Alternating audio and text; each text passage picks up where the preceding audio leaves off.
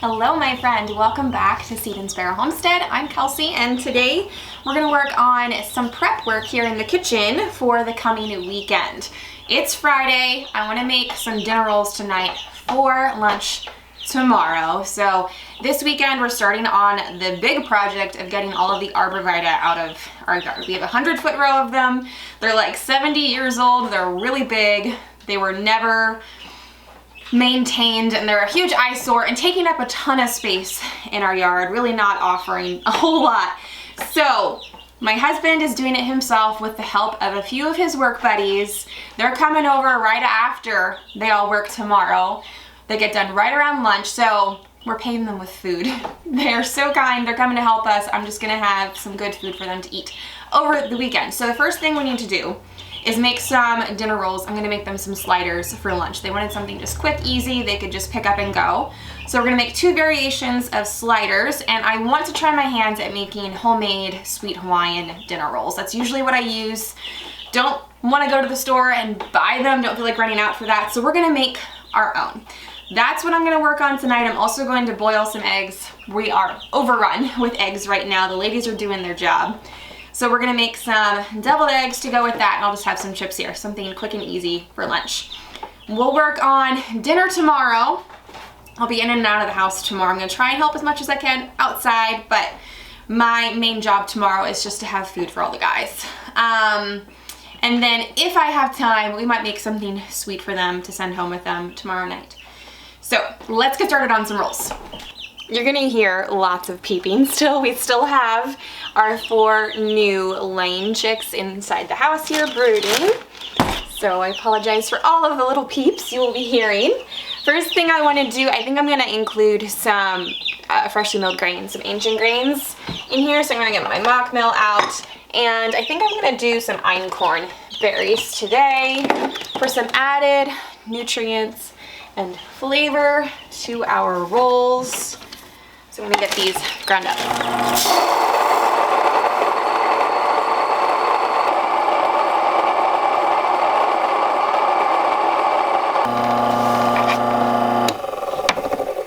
So we're gonna get some wet ingredients here into our stand mixer. I need some pineapple juice. I have a whole bunch of my mock pineapple can downstairs that I actually do need to start going through a little bit faster. So I'm gonna use the juice out of this jar, and then I'll reserve the pineapples. I'll probably make some muffins or bread with it later on in the week. So we need 1 cup of pineapple juice. Pineapple juice going in. Half cup of buttermilk. Next we've got some melted butter, and I have some honey in here. So it's 6 tablespoons melted butter and a 1/3 cup honey. I have this pretty hot. I want it to warm our other liquids in here. So it gets to be about 100 degrees Fahrenheit. You should be able to stick your finger in here and not have it burn you. You just want it to be nice and warm. Now we're gonna mix up our dry ingredients and get it combined with our wet. The recipe calls for 5½ cups of flour. I'm gonna start with 5. I'm gonna do 2 cups of the ancient grains, and then 3 cups of my organic all-purpose white flour. For these rolls, we're gonna use some instant yeast or rapid rise yeast. We're gonna do a tablespoon right into our dry mix. We need 2 teaspoons of salt. So I'm using Redmond's real salt. I'm gonna mix this together and then get it over to the stand mixer. Back over here, we're gonna do 1 egg. Get that cracked into here and mixed up. We'll do some vanilla right away with that, if I can get it open. Tablespoon. Measure with your heart. Alright, paddle, and mix. Plug in first. Now we mix.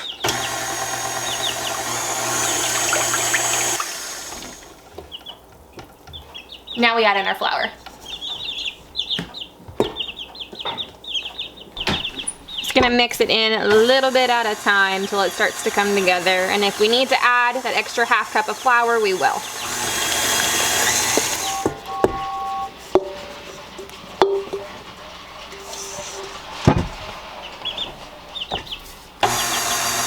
We're gonna let the mixer do its thing and knead the dough for us for like 8 minutes or so. I saw recently, this was news to me, that you're never supposed to lock your mixer down when kneading like a heavier dough. It won't burn out the motor, and also it helps prevent the dough from rising up over your hook attachment. Mine was blown. I think I've always locked it down, and maybe that's why my mixer is in the state that it is. It doesn't sound the greatest, but maybe you needed that bit of information too. It has been really helpful. So we're gonna let that batch do its thing and knead. I'm gonna start boiling some eggs for my deviled eggs tomorrow. I am gonna make a second batch of this dough when that is done. I think the recipe should give me anywhere from like 12 to 15 dinner rolls, and that's not gonna cut it for all the mouths I have to feed tomorrow. So we're gonna do a second batch as soon as this is done. Doesn't this dough look lovely? It smells so good. I don't know if it smells quite as sweet as the Hawaiian rolls at the store, but I mean, to try and make an exact copycat when I know they add a whole bunch of stuff that I don't have to it, still smells really good, and I'm sure they're gonna be great. Don't mind the mess behind me. Real life here, we live here. I'm boiling these eggs, and I just wanna show you how beautiful they are. See these beautiful colors? Before we started homesteading, this was like a dream of mine to have, number one, to have chickens, but also to have chickens that will lay beautiful eggs. It can seem silly, but it's just the little things. I mean, it sparks so much joy, and it makes me super grateful for how far we have come on our little quarter-acre homestead. Give me all of the colored eggs. They just make me happy. We've got these speckled green eggs. These are from Olive Eggers. We have this almost cream, but sometimes the bloom on it turns it like a light pink color. This is from our Sapphire Gem. She is the most docile, personable chicken. Honestly, she reminds me of a dog. She follows us around and wants to be held. This one here is from an Americana. They lay two different shades. They're a little bit different here of a light green. And then we also have Aracanas, and they lay these light blue. And then we have a whole bunch of buff Orpington. We have lavender Orpington. What else do we have? A few other just brown egg layers. And then we also have these dark brown speckled, and these are from our Well Summer. Brief intermission. We're gonna go check on the Arborvitae situation. Matt's been working on it, and I wanted to get some footage of it before that happened, so let's go see now before he does too much else.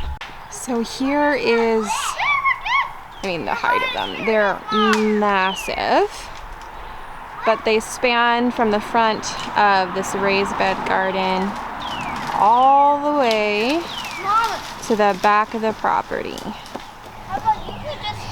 You can see already, after taking off some of the lower branches there, just how much space we're going to gain. And we're pretty sure the property line actually extends beyond where the trunks are. There's a pin somewhere in the back we have to track down. So what's the game plan? Everything from that one that's cut off right at the ground. Yeah. Everything front is coming completely out. Yeah. And the one and everything between that one, minus the last two. Okay. I'm gonna keep here to try and keep this little bit of shade and thing.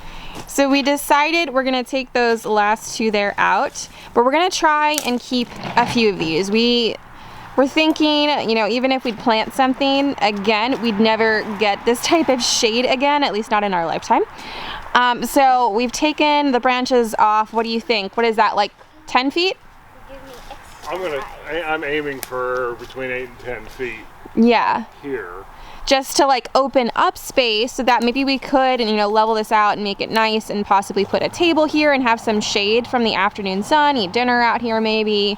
So we're gonna try it, I guess, and we're gonna see how we like it. One concern is once we start to take them all out past this one point, what it is going to look like once they separate, because this whole side here has been hidden from sunlight, so it might just be like really ugly and dead and brown, but we're gonna have to wait and see what it looks like after they start taking them down. So Matt said the plan tomorrow is he's gonna come through with the sawzall or the pole saw, and he's gonna take off whatever he can reach and get all of the branches off. And then we have a bucket truck, and someone's gonna be operating that and taking as much as they can off the height of it, the branches off the top. And then they'll come back through and they'll start topping them, working their way down. Second batch of dough are ready for its rise. We're gonna let them go for about an hour or until doubled, and we have it covered. Isn't this towel so stinking cute? It has this little chicken on it. My mom got this for me. We were at a greenhouse last Friday and we were there again today. We've just decided greenhouses are going to be this thing throughout the summer, a fun thing to do, get out of the house with the kids, and that's where she got this for me. But if you are in Pennsylvania, I know a lot of people from Pennsylvania are finding my channel, which is awesome. If you are near Millersburg, PA, which I think is in Dauphin County, there's a greenhouse called Smucker's. It's massive. All the smaller ones that are local to us aren't open yet, but this one I'm pretty sure is open year round. They have a little coffee shop in the greenhouse, which is like one of the best business ideas in my mind. So you can get like a latte, and they have scones and homemade cookies and stuff that you can indulge in as you walk around the greenhouse. A massive selection of perennials and annuals. Huge selection of houseplants, which is awesome. So if you are in the local area to Millersburg, you should definitely check it out. It took about an hour and a half for the dough to double. It's a bit cooler in our house now. We turned off our coal stove for the year, so it really is amazing how warm it makes this place. So it took a little bit longer. We're going to get these out and divide them into 15 rolls. We're just going to shape them into little balls, and I have a greased 9x13 pan here that they're going to go into. I am going to allow these to rest in the fridge overnight, and then in the morning I'll bring them out. I'm going to let them rise again at room temp for another hour or so until they have doubled, and then we'll bake them tomorrow. But it's getting late tonight. It is approaching 9 o'clock, and I don't really want to wait another hour to hour and a half until they rise and then the baking time. So we'll continue on with it tomorrow.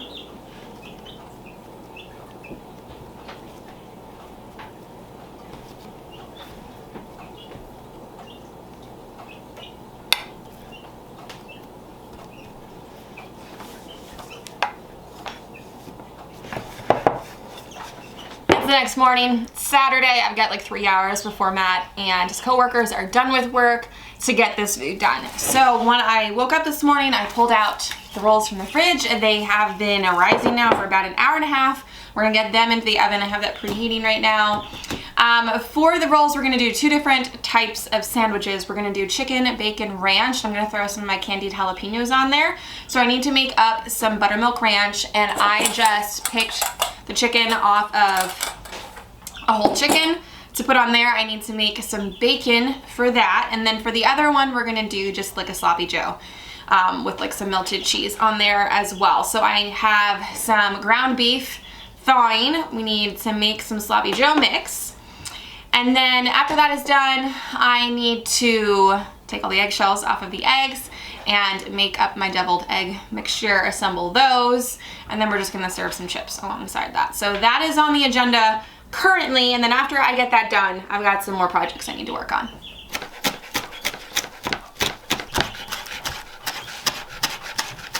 Let's make some homemade buttermilk ranch dressing. I went out to the garden, got some chives and some parsley, chopped those up, and we're gonna need salt, pepper, dill weed, garlic powder, onion powder, lemon juice, Worcestershire sauce, buttermilk, some mayo, and some sour cream. I have another video I can link on the screen where I make a whole bunch of different dressings from scratch. If you want to check that out, let's get started on this guy. I am eyeballing this, but I'll tell you the proper amounts. Need a 1/2 cup sour cream, 1/2 cup of mayo, 1/2 cup of buttermilk, just a splash of Worcestershire, maybe 1/4 teaspoon, 1/2 teaspoon, 3 teaspoons of lemon juice. I don't have any fresh, that's preferred, so I'm just using bottled. And then we're just gonna go in with our seasonings. 1/4 teaspoon of black pepper, 1/4 teaspoon of salt, 1/2 teaspoon of dill weed, 1/2 teaspoon of onion powder, 1/2 teaspoon garlic powder.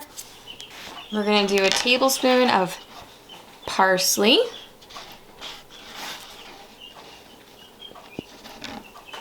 and about a teaspoon of chives. I'm gonna grab a lid and we're just gonna shake this guy up.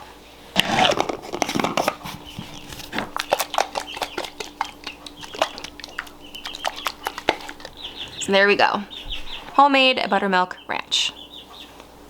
Rolls are going in. Oven's at 375. We're gonna brush them with a honey butter mixture. It's just equal parts melted butter to honey. I'm gonna brush that on the top. They're gonna bake for about 20 minutes until they're nice and golden brown. 2 pounds of ground beef, all browned up. I'm gonna add about 4 ounces of tomato sauce. I'm gonna reserve the rest of this can for a recipe later today. 6 tablespoons of ketchup. Tablespoon yellow mustard. 2 tablespoons Worcestershire. 1/2 teaspoon onion powder. 1/2 teaspoon of garlic powder. 4 teaspoons of apple cider vinegar. A teaspoon of salt. Pinched pepper. 2 tablespoons of coconut sugar. And give this a stir, and then I just keep adding to taste. I ended up adding a little bit more ketchup, some Dijon mustard, a little bit more salt, some more coconut sugar, and another splash of Worcestershire. And like I said, I just add things little by little until it gets to the taste that I want. Rolls are all finished. They popped right out of the pans, which was awesome. So now they're on a cooling rack. I want them to cool completely before I go ahead and I'm gonna slice them through the middle. And now what does the dough do? So they're right there. The dough's right there.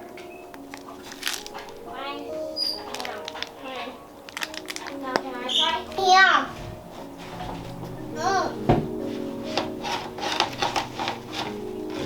Where do you fall? Give me that. Here.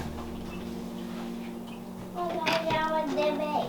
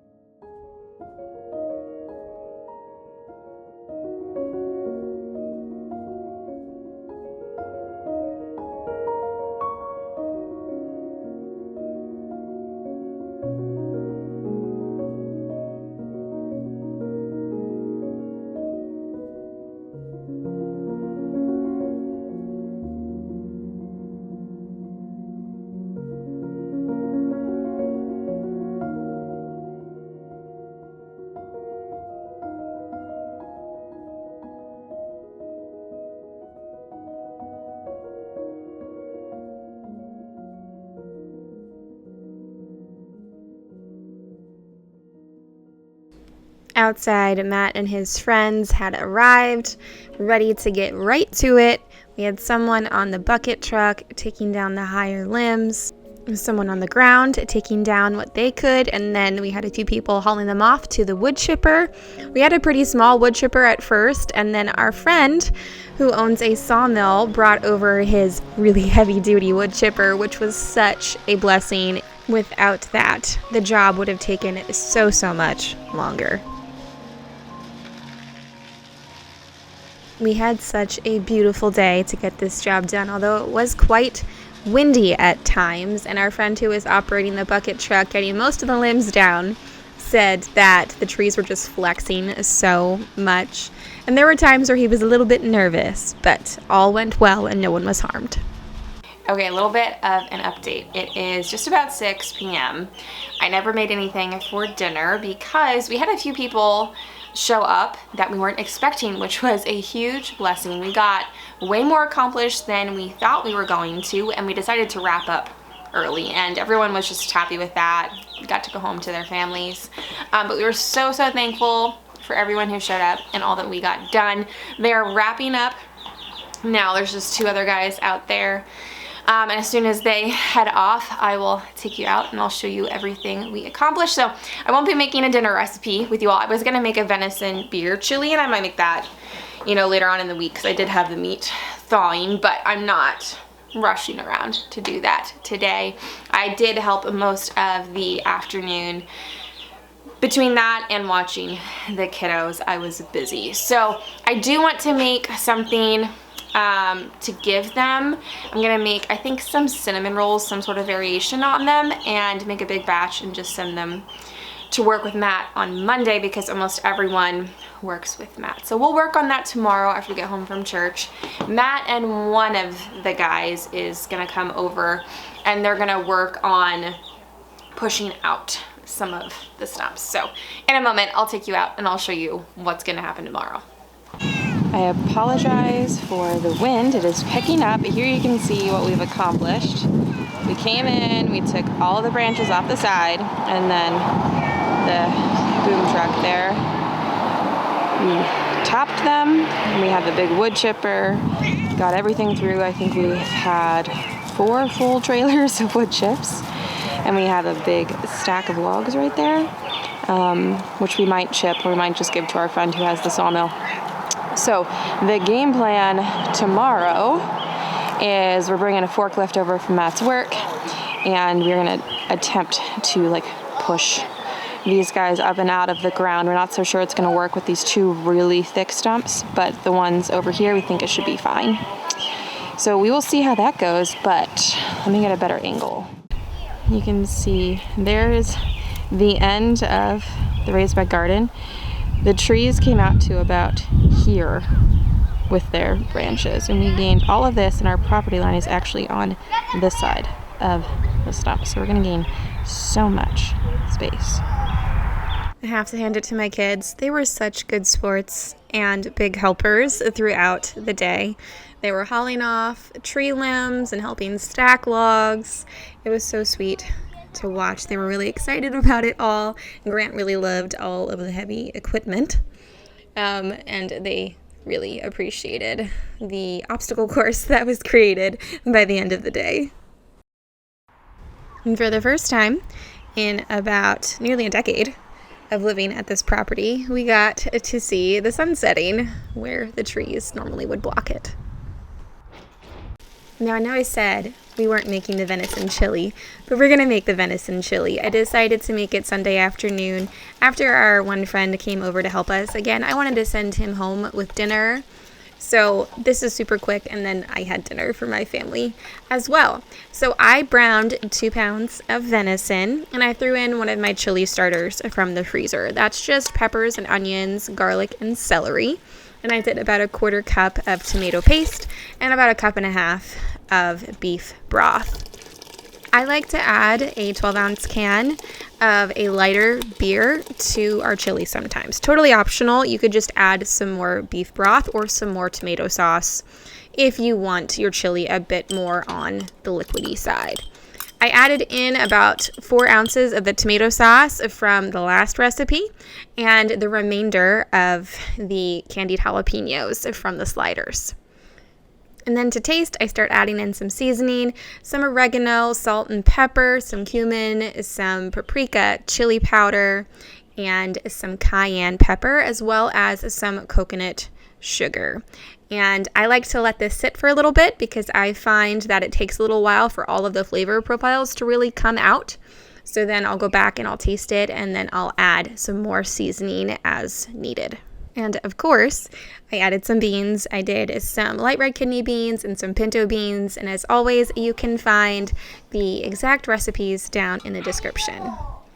Now for this sweet treat to send home with everyone, I am making a variation of cinnamon rolls. So I got a double batch of my sweet dough going, and I'll include that recipe down in the description. Got that kneaded up into a really smooth ball, and I allowed that to rest in a bowl for about an hour to an hour and a half, or until it was doubled. Yeah, I like to do a whole bunch of different types of cinnamon rolls depending on what I have down in my canning pantry that needs used. For the filling, I will use different jams or jellies or pie fillings. And today I'm going to use some apple pie filling. I'm going to make an apple pie cinnamon roll, and we're going to top it with some whipped caramel. So I roll it out as normal. I did spread some butter, sprinkle a little bit of cinnamon and sugar on there, and then I just diced up the pie filling so that it was more bite-sized pieces. I didn't have really big chunks of apple in there. And for a double batch, I used an entire jar of apple pie filling, a quart jar, and I just split it between the two batches. Roll it up as normal and grabbed some unflavored floss to slice it up.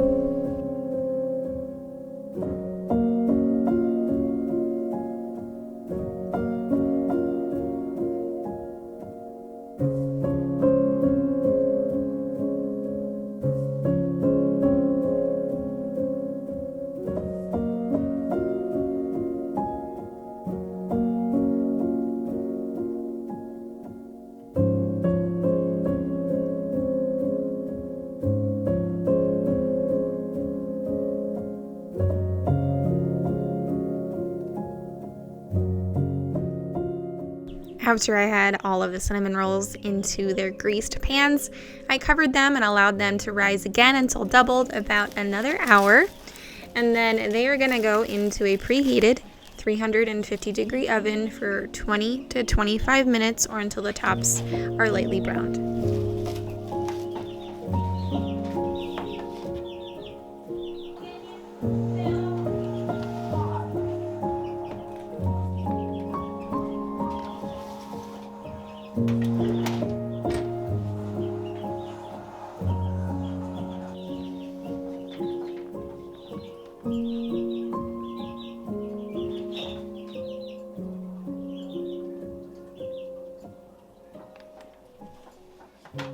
We're going to let these guys cool down for a while, and in the meantime, we'll make our topping. We're going to make a whipped caramel sauce. Super decadent. You don't need a whole lot of it. It's very rich. All it involves is melting some sugar on the stovetop over medium-low heat. You don't want to rush it. It did take a little while, like a good half hour, for it to get to a fully liquid state, and you need to keep stirring it, otherwise it may burn. You're going to add some cubed butter to that, stirring the entire time because it likes to bubble. If you keep it stirred, it's not going to bubble out and over for you. So you're going to mix that really, really well until it's totally combined, nice and smooth. And then we add in some heavy cream. Again, stirring the entire time. And like I said before, I will include the recipe down in the description if you're interested in trying this. It is so good. Once that is all combined well, we're going to remove it from the heat, add some salt and a good splash of vanilla.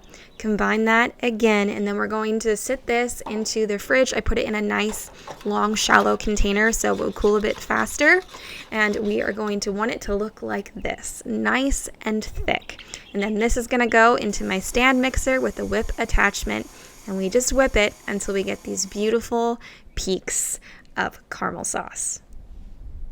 We take that rich goodness and slather it all over the top of our apple pie buns, and we have such a yummy treat to give out.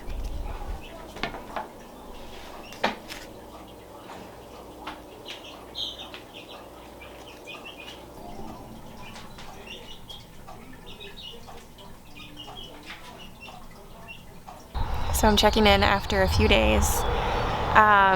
We got everything out that we want out. There's a few branches we need to work on yet because when we put up the fence, they're going to be in the way. But everything is leveled, and it is just nuts how this just changes the space and the amount of space that we have actually gained. So you can see there where the dirt is, just how much we pulled out. We left the last 6, which has provided us with some afternoon shade, which we quite enjoy.